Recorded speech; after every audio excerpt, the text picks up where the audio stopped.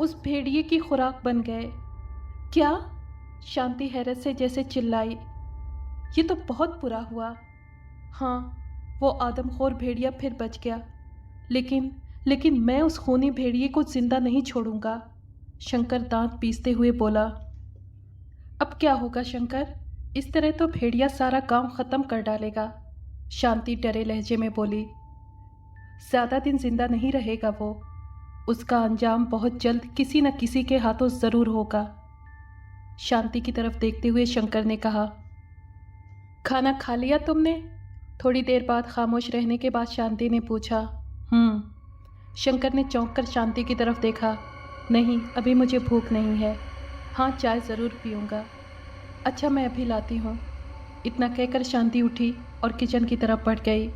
थोड़ी देर बाद वो चाय ले आई। एक प्याली उसने शंकर को दी और एक खुद लेकर बैठ गई।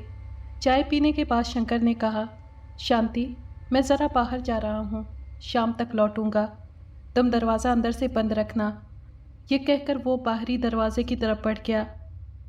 शांति चाय की प्यालियाँ संभालने लगी। उसने ट्रे किचन में रखी और वापस मुड़ने लगी। अचानक वो ठिठक कर रुकी। उसने गर्दन घुमाकर देखा, चूल्हे के पीछे एक चीज़ पड़ी हुई थी। जब वो चाय बनाने के लिए आई थी तो उस वक्त उसका ध्यान उस तरफ बिल्कुल भी नहीं गया था।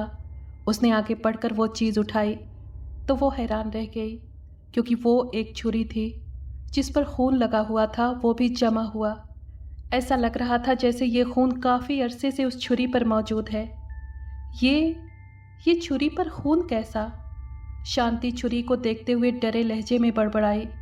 वो परेशानी से आसपास देखने लगी। उसकी समझ में कुछ नहीं आ रहा था। वो बोझल बोझल कदमों के साथ अपने कमरे में आई और कुर्सी पर बैठ गई। ये खून किसका हो सकता है? शांति परेशानी से फिर बड़बड़ाई। वो उलझन में पड़ गई थी। वो उठी और बाहर लॉन में आ गई। बाहर काफ़ी ठंडी और सुहानी हवा चल रही थी। आसमान शायद बरसने के इरादे में था। उसी वक्त शांति की नज़र ज़मीन पर पड़े एक कागज़ पर पड़ी जिस पर शायद कुछ लिखा हुआ था। शांति ने झुककर वो कागज़ उठाया। कागज़ काफ़ी पुराना था। लगता था जैसे कई महीनों से यहीं पड़ा हो। शांति ने कागज़ की लिखावट पढ़नी शुरू कर दी। अमर, थक हार कर मैंने तुम्हारे फैसले पर अमल करने का सोच लिया है। मैं जानती हूँ तुम मुझसे बहुत प्यार करते हो, इसीलिए मैं तुम्हारे फैसले पर अमल करने पर राज़ी हो गई हूँ। तुम्हारी अपनी कामनी। हैं? ये किसका खत है? शांति ने खत पढ़ने के बाद हैरान होते हुए कहा। वो उसी परेशानी में वापस मुड़ी और अंदर वाले दरवाजे की तरफ बढ़ गई। अंदर आकर उसने एक बार फिर कागज़ पढ़ा। उसके बाद उसने वो कागज़ अलमारी में रख दिया और अलमारी में से एक खूबसूरत कपड़ों का जोड़ा निकाला और अलमारी का दरवाज़ा बंद कर दिया। वो बाथरूम की तरफ बढ़ी। थोड़ी देर बाद वो नहा धोकर बाहर निकली। वो कुर्सी पर आकर बैठी तो दरवाजे पर दस्तक हुई, तो वो कमरे से बाहर निकलकर बाहरी दरवाजे के पास आई। कौन है? उसने पूछा। मैं हूँ शांति, दरवाज़ा खोलो। बाहर से शंकर की आवाज़ सुनाई दी और शांति ने आगे बढ़कर दरवाजे की कुंडी गिरा दी। शांति, भूख बहुत लगी है, जल्दी से खाना लगाओ। शंकर अंदर दाखिल होते हुए बोला। अच्छा, शांति ने कहा और दोनों कमरे में आ गए। मौसम काफ़ी सुहाना था। ठंडी ठंडी हवाएं चल रही थीं। वो नौजवान घोड़े पर सवार हवा से बातें कर रहा था। अचानक उसने घोड़े की बहुत ज़ोर से लगाम खींची तो घोड़े की रफ्तार धीमी हो गई और घोड़ा मज़े से धीरे धीरे चलने लगा। नौजवान के चेहरे पर काफ़ी परेशानी के आसार मौजूद थे। एक जगह नौजवान ने घोड़े की लगामें मजबूती से खींची तो घोड़ा ठिठक कर रुक गया। सामने एक खूबसूरत सा मकान था। नौजवान ने देखा मकान की छत पर एक खूबसूरत सी लड़की खड़ी हुई थी। तेज़ हवाएं उसके लंबे लंबे बाल से टकराती तो उसके बाल लहराने लगते, जिससे उसकी खूबसूरती और बढ़ जाती। हैं? ये तो... वो नौजवान हैरानी से हकलाया। उसके माथे पर पसीने के नन्हे नन्हे कतरे उभर आए। वो परेशानी और गुस्से से उस लड़के की तरफ देखने लगा। तो इसका मतलब ये है कि... नौजवान ने बात अधूरी छोड़ दी। थोड़ी देर बाद उसे छत पर एक नौजवान भी नजर आया तो उसकी हैरत और बढ़ गई। अरे ये कौन है? और फिर बड़बड़ाया, ये आखिर हो क्या रहा है? वो नौजवान घोड़े से उतरा। भाई साहब, नौजवान ने राह चलते एक राहगीर को रोका। जी? वो राहगीर करीब आकर बोला, भाई साहब यहाँ कौन रहता है? उस नौजवान ने मकान की तरफ इशारा करते हुए कहा, यहाँ नए लोग आए हैं, अभी कुछ दिन ही तो हुए हैं उन्हें यहाँ आए हुए, राहगीर ने बताया। लेकिन यहाँ पहले कौन लोग रहते थे? नौजवान ने पूछा। पहले यहाँ किराएदार रहते थे, लेकिन एक दिन वो लोग अचानक यहाँ से चले गए, राहगीर ने बताया। तो फिर वो कहाँ?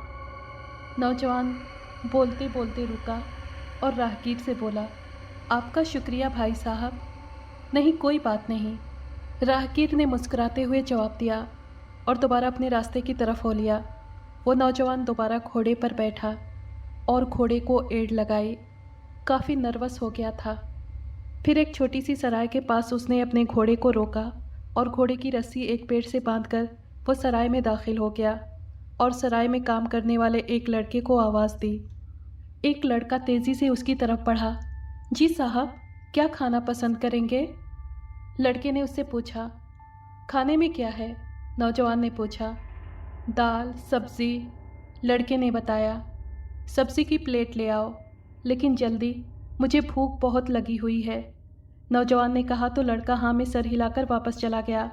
थोड़ी देर बाद नौजवान ने लड़के को बिल देते हुए कहा, यार, यहाँ कोई कमरा मिल सकता है? जी हाँ, लड़के ने कहा, आप हमारे मालिक से बात करिए, वो आपको अच्छा सा कमरा देंगे। अच्छा, नौजवान ने हाँ में सर हिलाते हुए कहा। आज ऐसा करती हूँ, सारा घर ही साफ कर लेती हूँ, शांति बालों को जूड़े की शक्ल में बांधते हुए खुद से बोली। उसने छुरी और ख़त के बारे में अभी तक शंकर को कुछ भी नहीं बताया था, तो सफाई की शुरुआत घर के स्टोर से करती हूँ, इतना कहकर वो स्टोर की तरफ बढ़ी। उसने स्टोर का दरवाज़ा खोला और अंदर दाखिल हो गई। स्टोर में हर तरफ कूड़ा करकट फैला हुआ था और हर तरफ जाले भी लटक रहे थे। फर्श पर धूल कुछ ज़्यादा ही जमी हुई थी।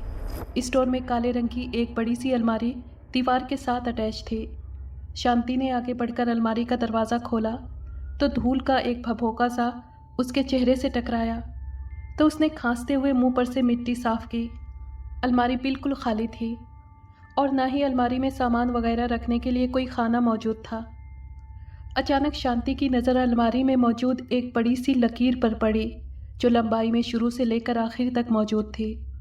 शांति ने लकीर को छूने के लिए अभी हाथ बढ़ाया ही था कि दरवाजे पर दस्तक हुई। शांति ने हाथ पीछे किया और अलमारी बंद करके स्टोर से बाहर आ गई। शांति ने लकीर छूने के लिए अभी हाथ बढ़ाया ही था कि दरवाजे पर दस्तक हुई। शांति ने हाथ पीछे किया और अलमारी बंद करके स्टोर से बाहर आ गई। उसने बाहरी दरवाज़ा खोला तो बाहर शंकर मौजूद था। वो अंदर दाखिल हुआ। ये तुम्हारे चेहरे पर धूल मिट्टी कैसी? शंकर ने उसके चेहरे पर धूल मिट्टी देखते हुए कहा। वो दरअसल मैं स्टोर साफ कर रही थी, शांति ने कहा।